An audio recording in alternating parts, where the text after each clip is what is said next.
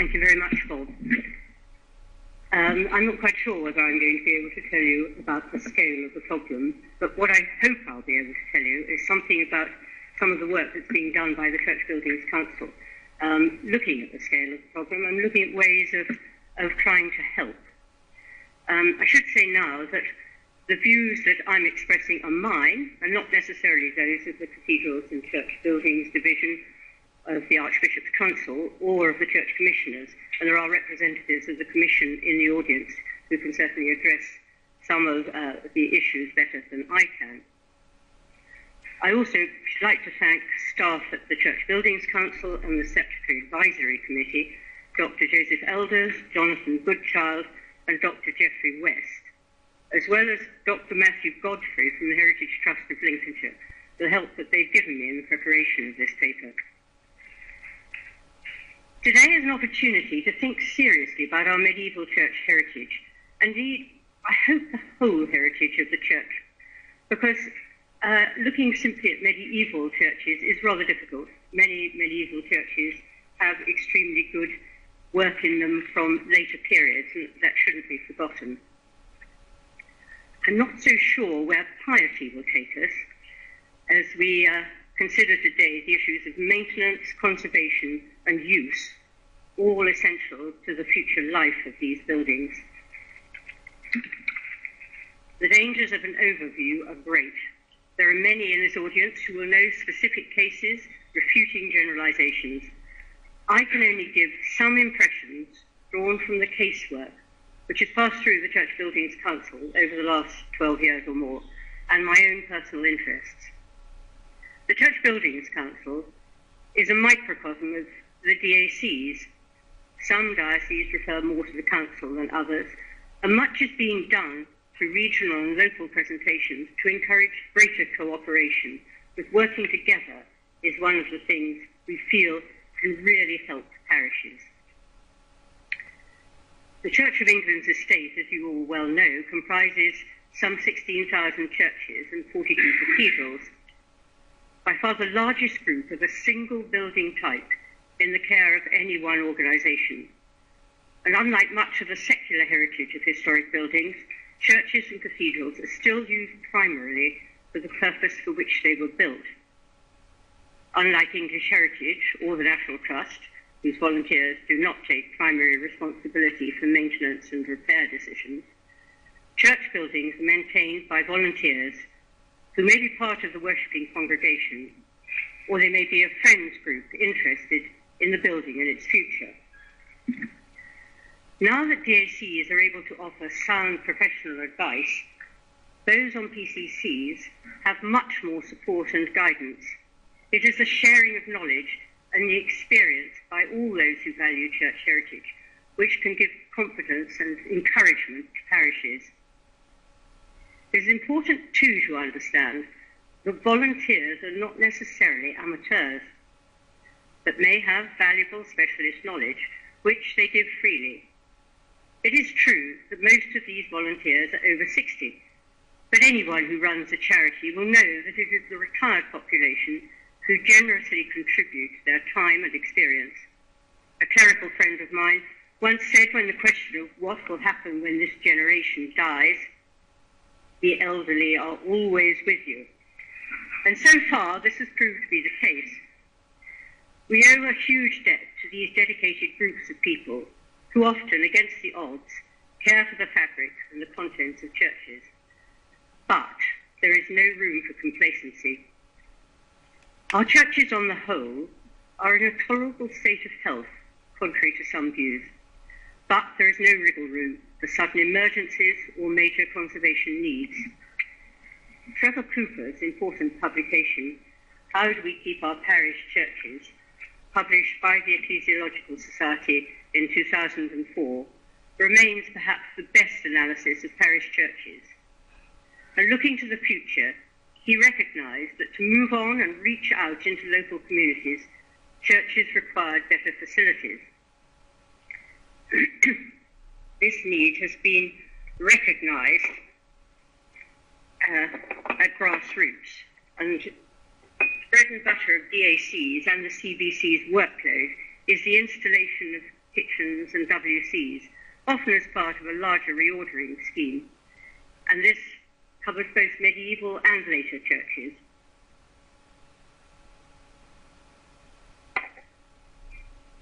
It would be useful to have some systematic feedback of the value of reordering. But in general, churches which have taken this step are more dynamic and are engaging in more community activities. One of the consequences of these works has been that diocesan archaeologists have never been so busy, and the archaeology of church sites has perhaps been more disturbed than ever before. The presence of the archaeologists, not always welcomed by parishes, is vital to ensure that hidden aspects of the church's history are preserved or recorded. In order to address the future, there is a need for parishes to understand their churches, and particularly the significance of individual parts. It is the historic asset that the church presents, which can help to engage more people from the wider community. The faculty system takes account of the National Planning Policy Framework Direction on Significance, and a set of guidance notes has been developed to help parishes prepare statements of significance and need required under faculty rules. The preparation helps a parish understand its building in terms of the heritage asset value and not simply as a place to worship. And it goes further in helping people understand why they cherish and enjoy their buildings. The preparation of statements of significance remains a work in progress. Parishes do not always realise that a statement of significance is not simply a chronological history, but an analysis of the relative importance of individual parts of the church and its contents in national, regional and local terms.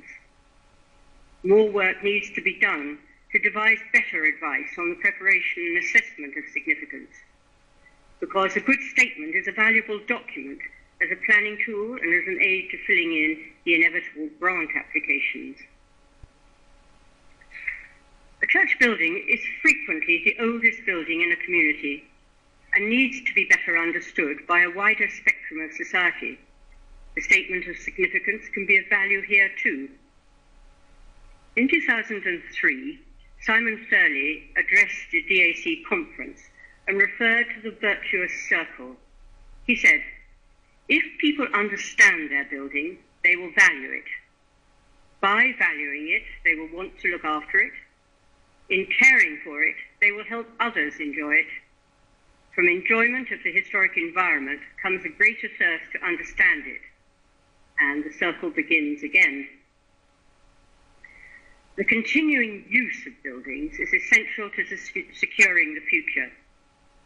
Liturgical changes and the introduction of facilities both impact on the church fabric. Because liturgy is a continuing state of change, and today's ordering was not yesterday's and will inevitably not meet the requirements of parishes in the future, it is imperative that what is important about our church buildings is understood so that the impact of planned changes to suit liturgical needs can be clearly seen, and if necessary, changes made to avoid damaging an important feature. Many parishes are very sensitive to their buildings. The PCC of one of our medieval churches wrote in their statement of significance, "Our church has been used for Christian prayer and worship for centuries. An atmosphere of stillness and holiness is communicated by the building itself. The knowledge that the church has been at the centre of village life for so long evokes admiration and wonder on the part of the congregation, much smaller now than in the past, but still committed to ensuring that the life of the church continues. The close interaction with the majority of the community has now gone.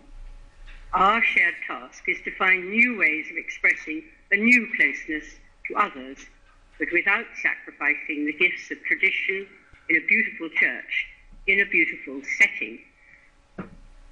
There are now many examples of successful reorderings to guide parishes. Some of them can be seen on the Church Care website, a website where help and advice can be found on a wide variety of subjects, from bats to lighting or funding sources.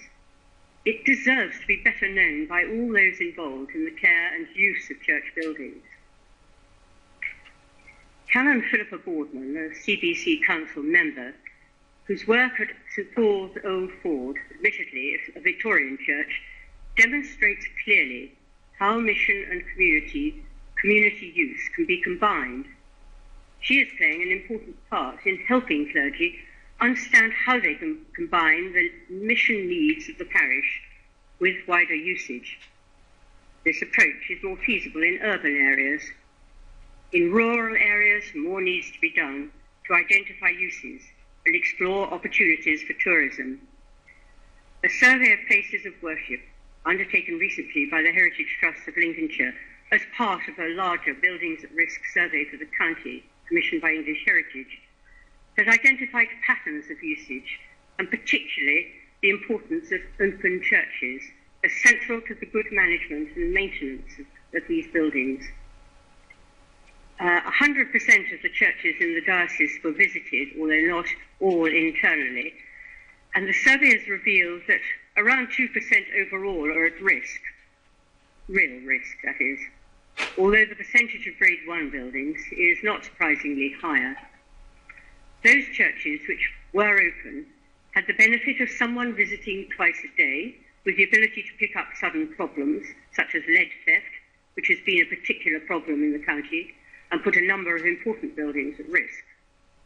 The importance of this complete coverage makes it possible to prioritise those churches most in need of help. There will continue to be some buildings which, because of their significance, cannot be altered to accommodate new liturgical arrangements, or where the demographics have changed and congregations are small or non-existent, which brings me to closed and closing churches. Here, because of the manageable size, there are good statistics, and it is possible to draw conclusions. We have two statistical markers for assessing the relative rates of closure and disposal of Anglican churches. The first is the cumulative record published annually by the Church Commissioners, showing the number of churches and how they were disposed of since the introduction of the pastoral measure in 1969. The second is the independent review undertaken by Trevor Cooper, already mentioned. Although the latter is more analytical and covers a range of topics which place closure in a wider context, when taken together with the figures for the decades since Trevor Cooper's report, these two statistical markers provide a quantity of raw data about the largest and arguably the most diverse collection of historic, and not always so historic, ecclesiastical buildings in England. In its raw state, however, the statistical outline is only part of the story. Even so, taking all of this data together, the number of churches closed since 1969 and up until the end of December 2012 gives a grand total of 1,865. 328, or 17% of this number, have been closed since the end of 2002, which is the cut-off point used for the Cooper report, when the rate of closure was around 30 churches per annum. Rather than doubling the rate of closure predicted by Cooper, the rate since the publication of this report has in fact dropped to between 20 and 22 closures per annum. Similarly, rather than the predicted increase in churches of the highest quality being proposed for closure, the pattern of closure since the Cooper report has retained a typical mix of churches, with Grade 2 and unlisted churches forming the bulk of those passing through the system. What does this tell us? Probably nothing more than it is very difficult to predict what will happen next. Around 15% of all listed Anglican churches in use have closed since the advent of the pastoral measure, 11% of the total if we include unlisted churches. In terms of pastoral care and the loss of local amenity, closure must be accounted as a loss to local communities, and in the case of demolition, the complete loss of some 470 churches since 1969.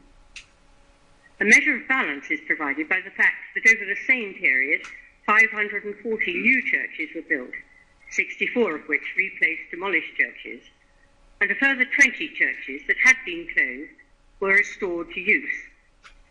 There are cases, for example, St. Peter and St. Paul Alderkirk in the Lincoln Diocese, where the threat of closure stimulated a group of locals to take up the conservation challenges and seek a new dynamic for the building.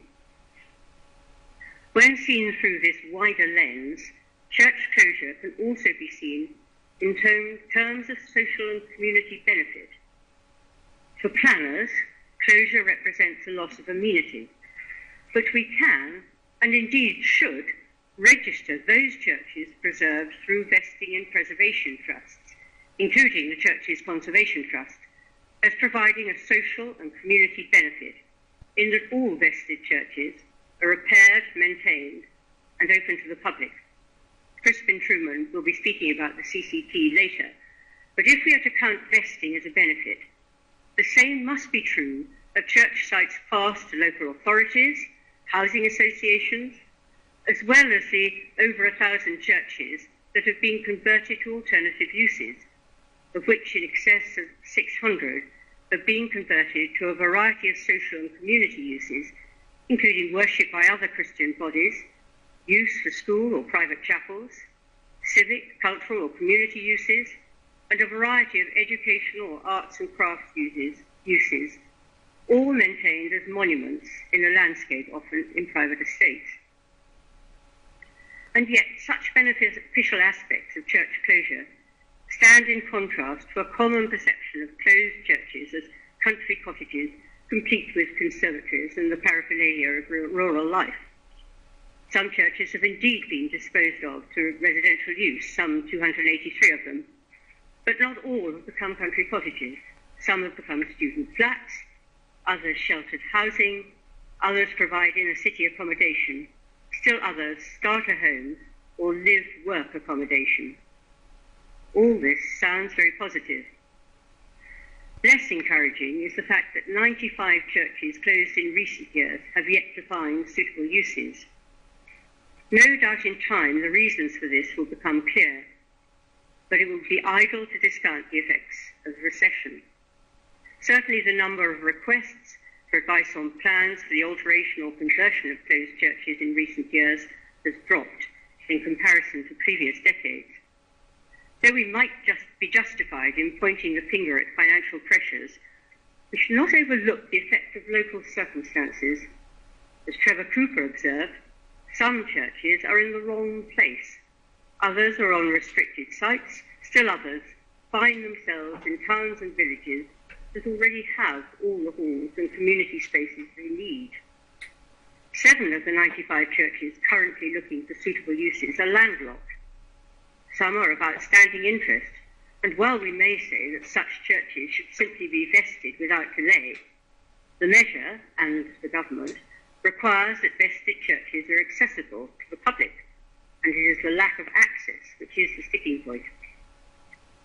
If we ask what statistics can tell us about the current threat to medieval churches, the data for the last decade shows that as in earlier years there was a trickle of cases, 40 in all pre-15th century, of which 12 churches were grade 1, 23 were grade 2 star, and 5 were grade 2.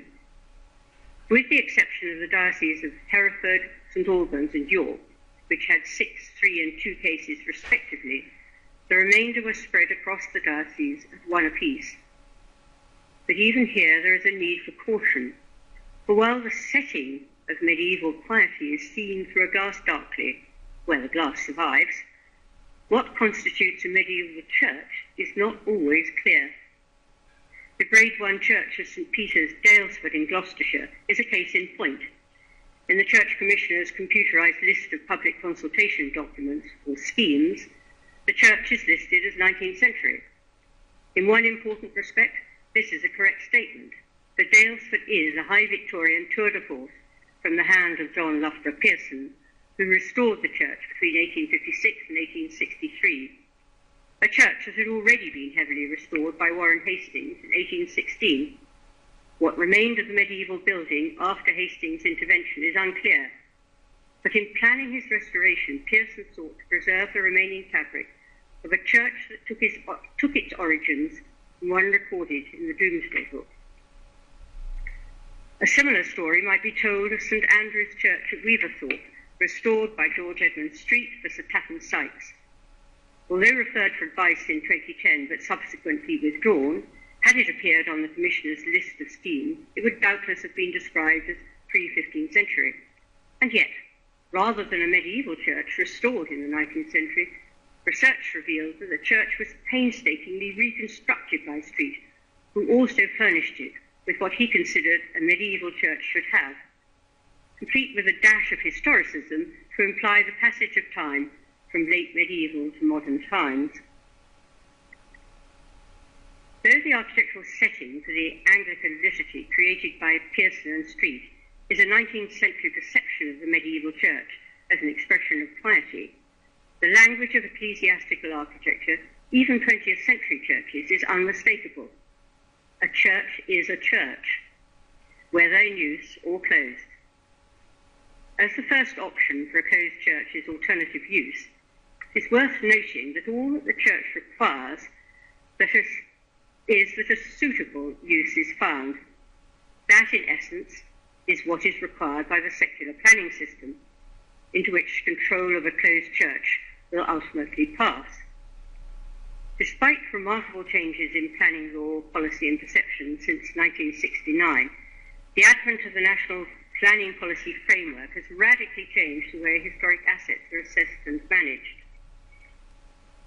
As the statutory advisors to the Church Commissioners and the Church's Conservation Trust, the Statutory Advisory Committee has built on pioneering work of the Advisory Board for Redundant Churches in ensuring that information critical to the heritage aspects of the ensuing process is in place at the outset, supported by a detailed assessment of significance, an assessment of the impact of change to the site, to the exterior of the building, to the interior, and to the contents. Underpinning the informed change assessment is a set of general criteria on which the critical assessment of significance is based. The ethos of these documents is decidedly neutral, for their purpose is to provide an accurate and accessible digest of all the principal categories of information relevant to the process, an assessment made against available criteria that are entirely free of pastoral or financial considerations. As a crude measure applied to all churches, irrespective of date, the purpose of this approach is to closed churches is twofold. First, to ensure transparency of process within a specialised area of the national heritage and within the orbit of the measure and planning policy framework.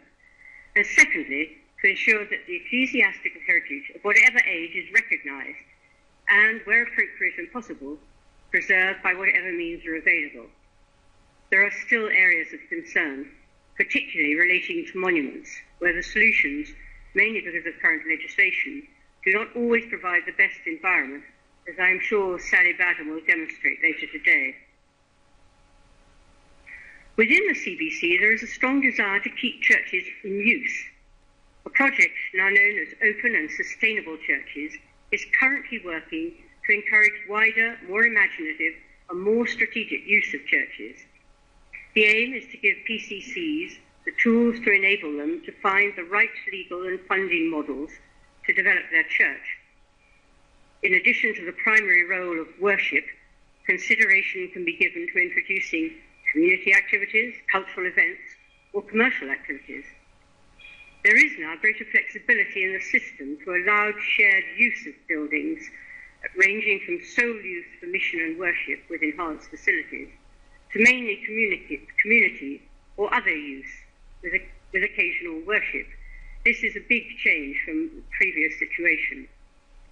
PCCs need to think in terms of being open for access as frequently as possible, offering a friendly, welcoming atmosphere, being open to partnerships with community and commercial interests, and open for cultural purposes, including education and tourism. The tool the division uses is the Church Development Plan, which has three parts: an audit of the potential and the issues, an options appraisal, and an action plan. The model is currently being used to seek solutions for Dore Abbey, Stowminster and St Germans Priory.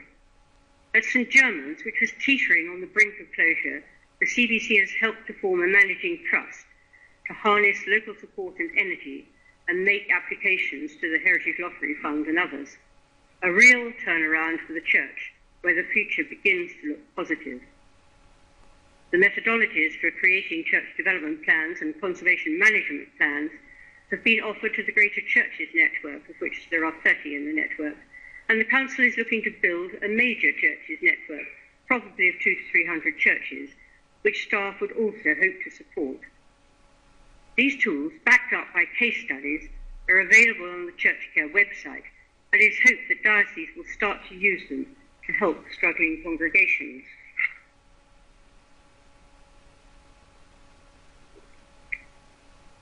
I was asked to address funding, but there are speakers who will follow who have a far better grasp than I have. I would, however, like to mention the CBC's conservation committees. They cover fittings, essentially, paintings, furniture, stained glass, bells and organs. And the members are drawn from national institutions or are expert practitioners in their fields.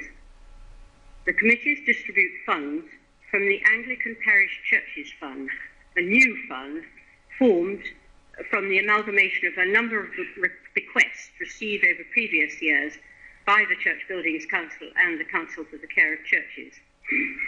This fund, being free from the Archbishop's Council, is designed to attract further donations and bequests.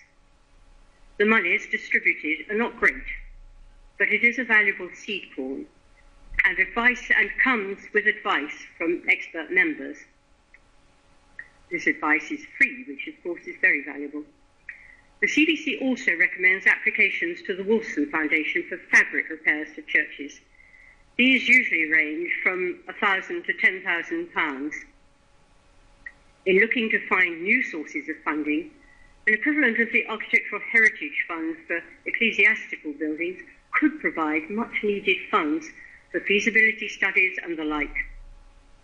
However, the fact remains that it is congregations, however small, who are keeping buildings alive and who provide 70% of the cost of maintaining them. Looking across the ecclesiastical spectrum, medieval churches, it appears, are less at risk from closure than many Victorian and 20th century churches. And the value of their archaeology, their content and their contents is better recognised than for later churches. This is not to say there are no risks. Their very age will bring risks and always mean expensive and often complex repairs. It must be hoped that the National Survey of Quinquennial Reports being undertaken by English Heritage will help prioritise those churches in need, in real need. But reports do not paint the whole picture. And if today we can identify the wider needs and how the levels of urgency will be assessed, we will have made a step in the right direction. Thank you.